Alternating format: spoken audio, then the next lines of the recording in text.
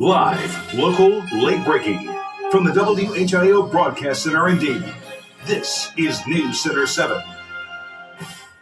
Today, over 2 years after a fire station in Goshen was badly damaged by a tornado, the rebuild process has started. Officials broke ground at the site of Goshen Township Fire Station 18 on Friday. The fire station was directly hit by an EF2 tornado in 2022. It was later forced to be torn down because of how damaged it was. Fire officials said the project is paid for through insurance proceeds, state disaster funding, and allocations from the state's capital budget. The project is not using levy tax dollars. It is expected to be finished by September of 2025. 3 SUVs stolen from an Ohio airport parking lot in less than a month. We're talking about the John Glenn Columbus International Airport. Our news partner at WBNS looked into the similarities between these 3 thefts. Here's Kevin Landers. The airport says it's not able to release a lot of information from this third theft of the same make and model from this same parking garage. The airport maintains its security cameras are operational, but the investigation has yet to produce an arrest, and only 1 of the 3 cars have been recovered. The airport says it's added security to level 5 of the long-term parking lot, but it hasn't stopped the theft of 3 SUVs. Monday's theft marks the 3rd Jeep Cherokee Trackhawk stolen from the airport garage between October 10th and October 27th, according to police reports. It is rare. We have 1 million cars that go in and out of our parking garage. This make and model is rare. Jeep stopped production of the high-performance SUV 2 years ago, and we've learned the thefts aren't only at the airport. One car dealer told us he's had between 3 and 4 stolen from his lot. The dealer told us he was advised to park the cars in the showroom, not the lot, to avoid further thefts. This is larger than just the airport. This investigation has multiple entities in it. This is what's left of the first Trackhawk that was stolen from the airport garage in early October. It was stripped down to the frame and found 6 miles away in northwest Columbus off Gibbard Street, according to police. Airport police are working with Columbus police to try to figure out who's behind these thefts. Reporting from the airport, Kevin Landers, 10 TV News. Body camera video shows officers from an Ohio police department rescue a deer stuck in a fence. The North Canton Police Department put this video on Facebook.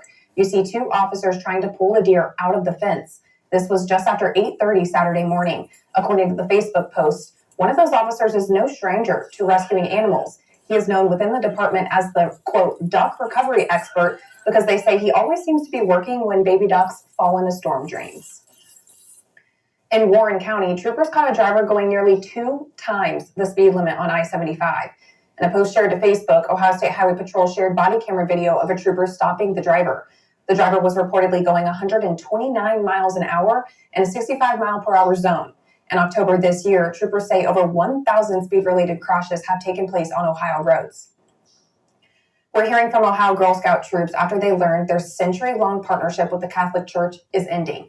The Archdiocese of Cincinnati issued an ultimatum to the Girl Scouts of Western Ohio.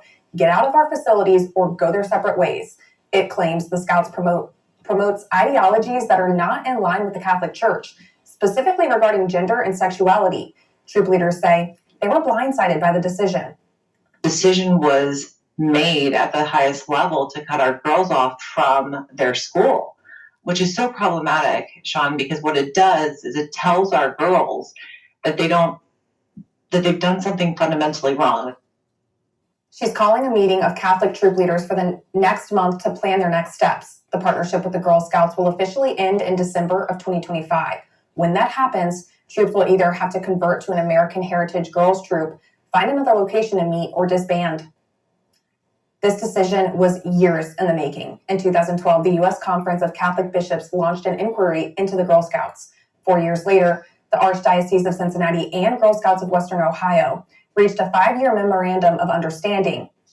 That expired in 2021, and the Archdiocese started looking into the resources promoted by the Girl Scouts. 2 years later, it proposed a new memorandum of understanding and requested the Girl Scouts stop certain activities, badges, and awards. Last April, leaders from both sides could not reach an agreement. Not the news you want to hear with winter right around the corner. A policy group expects home heating expenses nationwide to go up on average more than 10%. The forecast calls for colder temperatures in many parts of the country. People who use electricity to heat their homes will see costs jump more than 13%.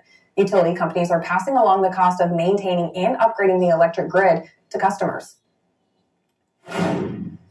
Weather specialist Nick Dunn joins us with your Storm Center 7 forecast. Nick, it may be November, but you're looking at some tropical weather? Yeah, it's crazy sometimes to think about. The tropics have been pretty quiet for the past couple of weeks, but hurricane season goes through the end of November, and we are keeping an eye on potential tropical cyclone 18. Here's a look at that on satellite this evening. This is down in the central Caribbean, and as you can see, there's not a whole lot of organization to it right now, but we do expect this storm to gather some organization and become Tropical Storm Rafael as early as tomorrow, and then it looks to make landfall in western Cuba, potentially as a Category 1 hurricane. There's still some uncertainty with just how strong the storm will be. And then thereafter, it does move into the central Gulf of Mexico. And you notice how this cone is very wide. There's certainly a lot of unknowns as to where exactly this tracks. So we'll keep an eye on this part of the forecast and see if it's going to impact the United States. But as of right now, that would not happen until about the end of this upcoming work week. We'll take you out to Troy late this evening. It does not look or feel like November out there right now. Beaver Creek checking in at 65 degrees. Kettering, good evening to you at 63. And here in the Gem City, we are still sitting at 65 degrees. And live Doppler 7 radar is dry for us this evening. There may have been a couple sprinkles off to the northwest earlier, but those have since dissipated. And aside from a stray shower over the next 24 hours, we are likely going to be dry. As you go out to work tomorrow morning, we have a good start to your Monday for you with a good deal of cloudy skies. And good news is we are dry outside of that stray sprinkle, but we should find a little bit of sunshine into the afternoon. So your drive home looks dry, but it will be breezy with winds gusting right around 20 to 25 miles per hour. But it's a warm breeze. Think of it that way. Those afternoon highs tomorrow, not too far from record levels. The winds do increase on Tuesday, those that come out of the south, the strongest during the afternoon, as high as 40 miles per hour. So if you have any trash cans or loose outdoor items, you want to make sure those are secured ahead of Tuesday. Those winds will start to subside a little bit by Tuesday evening as a cold front comes in, set to bring us some much-needed rain. Here's a look at Futurecast. I think this is a bit overdone tomorrow morning, but a stray sprinkle or light shower cannot be ruled out. Otherwise, it is just very warm to start the day. Our typical high is 59, so we're already above that to start the day, and the temperature keeps climbing into the afternoon, middle 70s for the ride home. A good deal of sunshine with a few clouds mixed in. That sunshine will help us warm up even more as we get into the day on Tuesday. Election day starts dry, but watch what happens by the end of the day as you're coming home from work. If you're wanting to get out and maybe vote on your way home, we are still likely dry, but rain showers lurking just off to the northwest. Those come through, and some of those rain showers could be heavy there on Tuesday night going into early Wednesday morning. Most of this activity should start to move away just in time for daybreak on Wednesday. Here's a look at rainfall totals. These have actually increased this evening. I'm still thinking right around a quarter to a half of an inch of rain can be expected. Here's my Storm Center 7-day forecast. That potential for a record high on Tuesday at 78. It looks to stay pretty mild, not feeling like November at all. Our next chance of rain after Wednesday morning will arrive next Sunday in the way of a few more showers. The next time you order ice cream at McDonald's, you might actually get some. Why the company says they weren't able to fix the machines themselves. That's coming up.